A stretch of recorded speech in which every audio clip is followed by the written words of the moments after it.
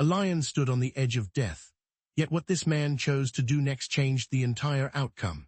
Seeing Alan, an enormous 450-pound male lion, lying still on the South African savanna with a wide, infected wound that had been rotting for weeks, was so devastating that wildlife conservationist Mark Thompson instantly knew he had less than a single day to save the majestic predator's life.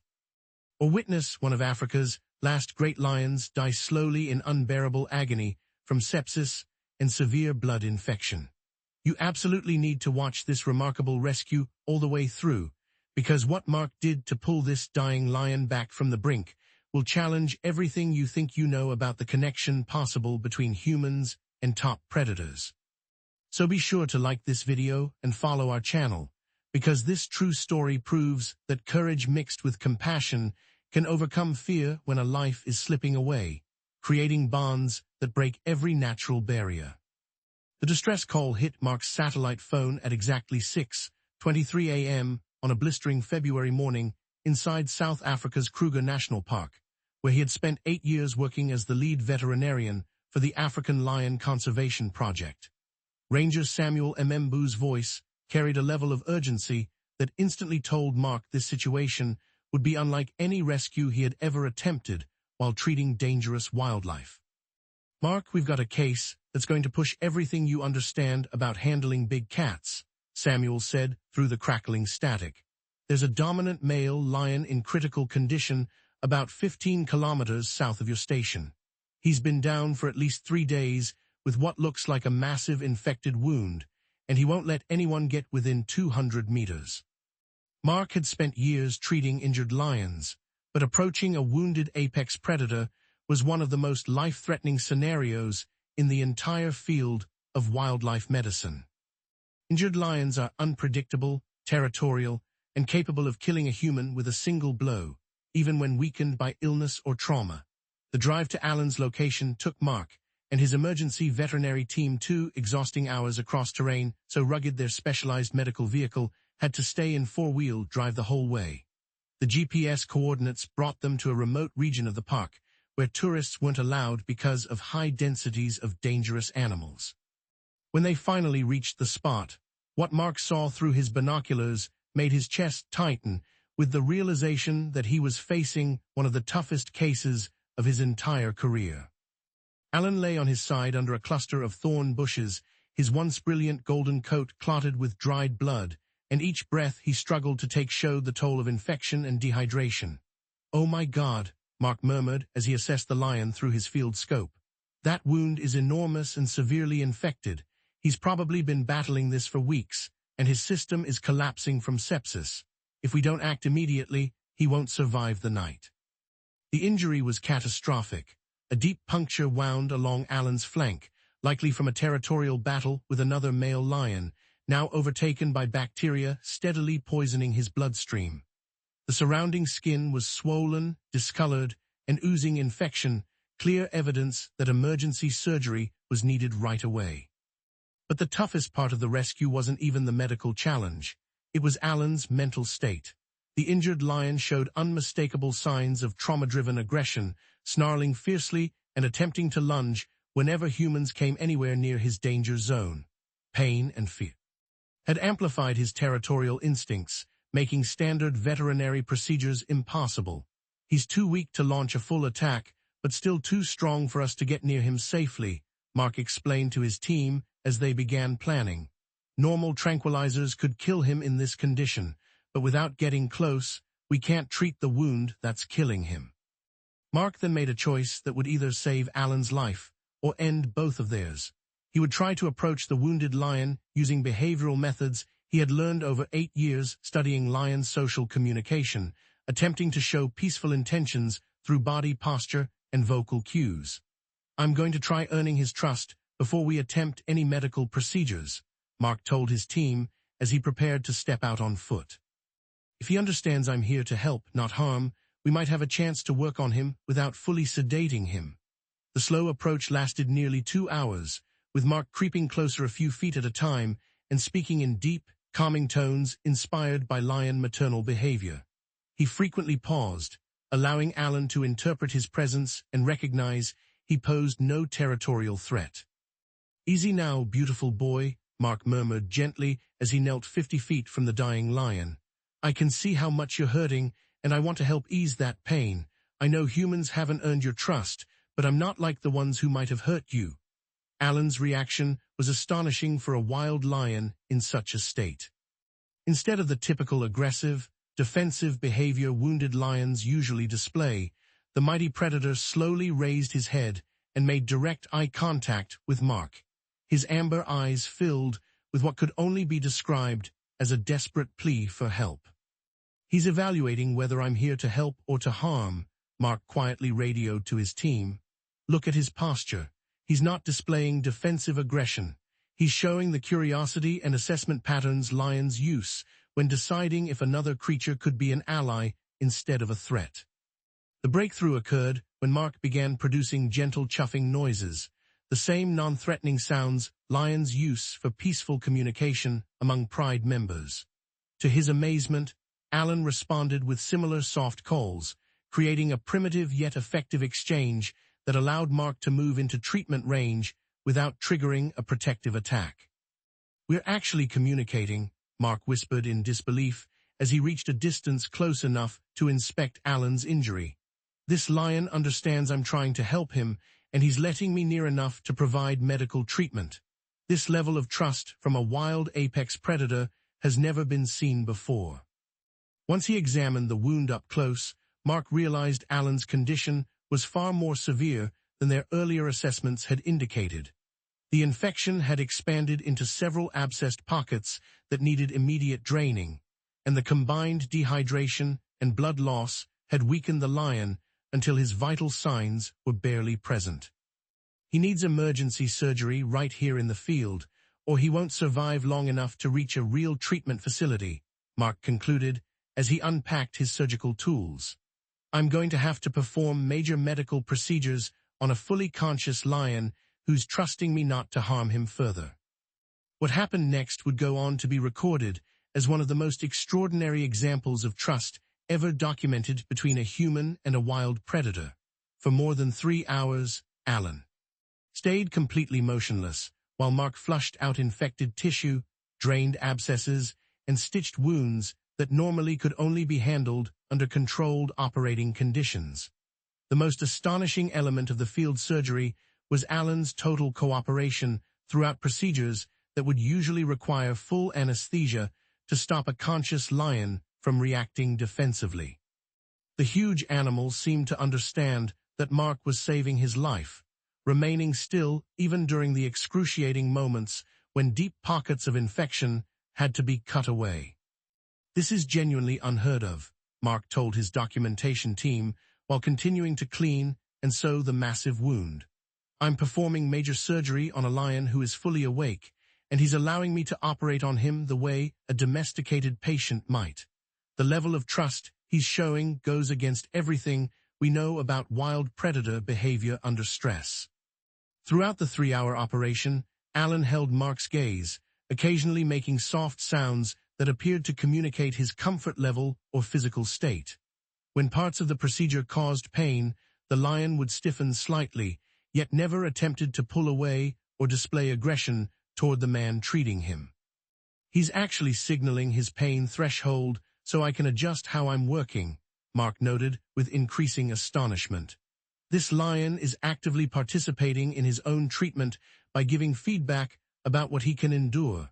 I've never witnessed this level of cognitive cooperation from any wild species." The surgery successfully removed infected tissue and drained the abscesses that had been poisoning Alan's system. But the road to recovery would require several weeks of steady monitoring and antibiotic therapy, creating logistical challenges unlike anything Mark had faced in his veterinary career. The next day, Dr. Rachel Stevens of the University of Cape Town's Animal Behavior Institute arrived to analyze the extraordinary trust that had formed between Mark and Alan. Her background in predator psychology brought scientific credibility to observations that, on the surface, defied everything traditionally known about human-lion interactions. "What we're seeing marks a significant shift in how we understand lion intelligence and emotional capability. Dr. Stevens reported after several hours of watching Mark and the recovering lion interact. This animal has formed a distinct therapeutic bond with the human caring for him, challenging fundamental assumptions about the social flexibility of wild predators. Over the following week, Mark established a steady routine of twice-daily visits to check Alan's healing progress and continue administering treatment. Not only did Alan tolerate these visits, he began anticipating them, placing himself each time in positions that allowed Mark easier access to clean and medicate his wounds. Alan has learned my schedule and prepares himself for treatment by positioning his body exactly where I need him, Mark wrote in his daily medical notes. He's not just accepting care, he's actively facilitating it by making himself easy to treat. This shows planning and anticipatory behavior that reflects extraordinary intelligence. The most astonishing development came when Alan began exhibiting protective behavior toward Mark during their treatment sessions. Whenever other wildlife neared the area while Mark was at work, the lion would step between his human caretaker and the approaching animals, essentially acting as a guardian for the man who saved his life. "This lion is shielding me while I'm treating his injuries," Mark reported to the African Lion Conservation Project headquarters. "He's acting as my personal security detail while I perform medical procedures in one of the most dangerous wildlife regions on the planet." What we're seeing is no longer just a doctor-patient interaction. It has transformed into a true partnership. But perhaps the most moving moment in their growing connection came when Mark arrived for a standard treatment session and discovered that Alan had dragged a fresh kill to the treatment area, seemingly attempting to share his prey with the human who had saved his life. "He's trying to provide for me in the same way lions provide for members of their pride," Mark explained to Dr. Stevens as she recorded the extraordinary behavior. "This act of offering food is the highest form of acceptance and appreciation in lion society. He's treating me as part of his family group." The prey-sharing behavior proved that Alan had not only accepted Mark as a trusted presence, but had integrated him into his social framework as a family member deserving of support and protection. This degree of cross-species bonding contradicted every established scientific model regarding predator social cognition. As Alan's physical health improved, his emotional connection to Mark became increasingly visible. The lion would display clear signs of distress when Mark's visits were postponed, and would show unmistakable excitement and relief when his human caretaker finally arrived for scheduled treatments. "We are observing the development of an emotional bond that surpasses species boundaries," Dr. Stevens noted while analyzing Alan's behavioral responses. "This lion has developed authentic affection for Mark, far beyond simple gratitude for medical intervention. What we're seeing is a long-term emotional attachment that suggests levels of cognition and emotion we never believed existed in wild predators." Their relationship encountered its greatest challenge when Mark had to travel to Cape Town to attend a conservation conference, leaving Alan's continued care in the hands of other veterinary staff. The lion's reaction to Mark's absence revealed stunning insights into the depth of their bond, insights that astonished specialists in animal behavior. Alan refused to accept medical treatment from other members of the team and exhibited clear symptoms of depression until Mark's return. Dr. Stevens documented that Alan would not eat, avoided interaction with other animals, and remained stationed at the exact spot where Mark typically appeared during treatment sessions. "This is attachment behavior normally associated with advanced mammals, not wild apex predators," she reported. When Mark finally returned 5 days later, Alan's overwhelming reaction was captured on video footage that would eventually become one of the most viewed wildlife clips in internet history. The lion's unmistakable joy at reuniting with his human caregiver revealed emotional depth that challenged the most basic assumptions about predator consciousness and social bonds. The reunion between Mark and Alan displays emotional expression that matches the intensity and sincerity of human relationships. Dr. Stevens wrote in her findings. This lion demonstrates loyalty, affection, and attachment that prove complex emotional intelligence exists throughout the animal world at depths we are only beginning to understand. While Alan's medical recovery was documented as one of the most astonishing wildlife healing cases ever recorded, the emotional connection formed during his treatment carried implications far beyond veterinary science. Their bond became a symbolic example of what is possible between humans and wild animals when interactions are guided by respect, expertise, and genuine compassion. 3 months after the initial rescue, Alan had fully healed and regained his strength, and reclaimed his role as a dominant male within his territory. But instead of reverting entirely to standard wild behavior, he continued his protective association with Mark, marking the first documented instance of a wild lion forming a long-term partnership with a human caretaker. The treatment zone evolved into a research site where scientists analyzed the ongoing development of Mark and Alan's relationship, recording behaviors that offered groundbreaking insights into lion intelligence, emotional awareness, and new possibilities for collaboration between humans and wildlife in conservation throughout Africa. The moment that would forever define Mark and Alan's connection and solidify it as one of the most remarkable human-animal relationships ever documented, unfolded exactly 1 year after the original rescue, when the now fully recovered lion faced a crisis that would determine whether their partnership could rise beyond medical care and become true cooperation in the protection of Africa's threatened lion populations. Mark had continued his routine visits with Alan even after his full recovery, maintaining a relationship that had evolved from emergency treatment into what could only be described as an authentic bond of friendship between 2 different species. Their interactions continued to provide research breakthroughs that were reshaping scientific understanding of lion cognitive abilities and emotional depth. Alan has shown levels of cognition and emotional awareness that overturn nearly every belief we once held about the inner lives of wild predators, Mark wrote in his groundbreaking research published in the Journal of Wildlife Conservation. Our bond has revealed intellectual depth in lions that suggests these animals possess emotional and social abilities comparable to those seen in advanced primates. The ultimate test of their alliance emerged when poaching surged across the Kruger region, with criminal syndicates targeting lions for bones and other body parts highly valued on the international black market. Conventional anti-poaching strategies were failing to keep up with the increasingly sophisticated tactics of these networks, which relied on advanced equipment and local corruption to evade enforcement. But the extraordinary trust between Mark and Alan opened doors to conservation strategies never attempted in the history of wildlife protection. The lion's faith in his human companion, combined with his territorial instincts and instinctive understanding of the landscape, made him uniquely suited to help detect and deter illegal hunting activities. We're about to try something no one in wildlife protection has ever attempted, Mark informed the South African National Park Service. Alan's intelligence and our established communication signals might allow us to collaborate in anti-poaching operations. His sensory range and territorial awareness can give us advantages no human team could match.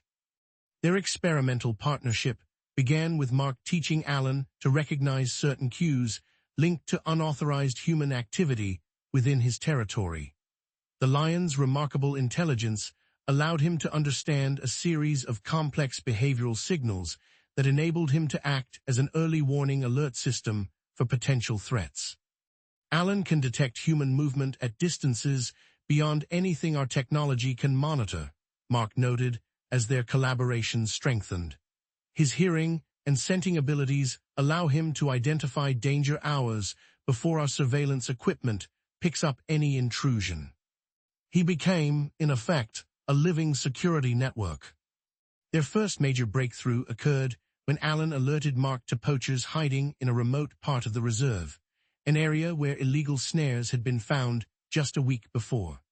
The lion's warning behaviors allowed anti-poaching patrols to intercept the criminals before they could lay a single new trap, preventing what would have been a devastating slaughter of wildlife.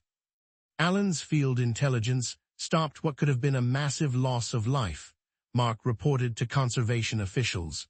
His protective instincts, combined with our communication system, have created an anti-poaching capability more effective than anything we've achieved through traditional enforcement. Over the next several months, the Mark-Allen partnership played a role in the arrest of more than 30 poachers and the seizure of illegal firearms, snares, and wildlife products worth hundreds of thousands of dollars on the black market. Their collaboration became the most successful anti-poaching initiative in South African conservation history. Perhaps most extraordinary was Alan's role in safeguarding other lions across the reserve. Through coordinated territory patrols, guided by Mark's strategic oversight, the lion helped create a protective zone where multiple lion prides were able to thrive without fear of human predation. Alan has become a guardian of lion conservation in this region, Dr. Stevens observed as she continued her research. His partnership with Mark has protected countless lions and demonstrated a model of human-wildlife cooperation that may transform conservation worldwide. The international scientific community took notice when the story of Mark and Alan was featured by National Geographic, BBC Wildlife, and Scientific American. Researchers from around the globe traveled to South Africa to observe their collaboration firsthand and explore ways the model could be replicated for conservation programs in other regions. Today, 3 years after Mark saved Alan's life, their partnership remains the foundation of a groundbreaking conservation approach that views wild animals not simply as beings requiring protection, but as intelligent partners capable of contributing to the safety of their own species. Their collaboration has inspired similar human-animal conservation alliances throughout Africa and Asia. Alan now thrives as both a wild apex predator and an active conservation ally, retaining his natural instincts while working side by side with Mark to safeguard lions across the reserve. His territory has become one of the safest habitats for lions in Africa, with poaching incidents reduced nearly to zero thanks to their joint efforts. The original site where Mark approached the dying lion has since been transformed into the Allen Conservation Research Center, a facility where scientists study the cognitive abilities of large predators and develop new methods for interspecies collaboration in conservation. Mark continues serving as head veterinarian while also directing the Interspecies Conservation Partnership Program, using the techniques born from his relationship with Alan to train conservationists in building cooperative bonds with wildlife. Each morning, Alan follows a routine of meeting Mark for their daily patrol briefing, sharing information about potential threats, monitoring territorial changes, and working together to ensure the safety of the reserve's lion population. Their ongoing interactions provide fresh insights into animal intelligence that continue to reshape the scientific field. The gaping wound that once threatened Alan's life has healed completely, leaving only a faint scar, an emblem of the event that sparked a partnership destined to transform wildlife conservation forever. The antiseptics and surgical instruments Mark used to save Alan are now displayed at the research center as symbols of the medical miracle that led to one of the most impactful interspecies relationships ever recorded. Next to them hangs a photograph of Mark and Alan conducting an anti-poaching patrol, capturing the evolution from patient and doctor to full conservation partners. If this extraordinary true story of rescue, cooperation, and groundbreaking conservation moved you as deeply as it moved us, be sure to like this video and subscribe for more unbelievable real-life encounters that reveal the remarkable intelligence and loyalty within the animal kingdom. Always remember, saving one life can transform an entire philosophy of conservation, and trust between species can create protection that no human effort alone can achieve. The veterinarian who risked everything to save a dying lion discovered that his act of compassion built a partnership that would revolutionize wildlife conservation and prove that, when based on respect, trust, and shared purpose, collaboration between humans and wild animals can overcome any challenge.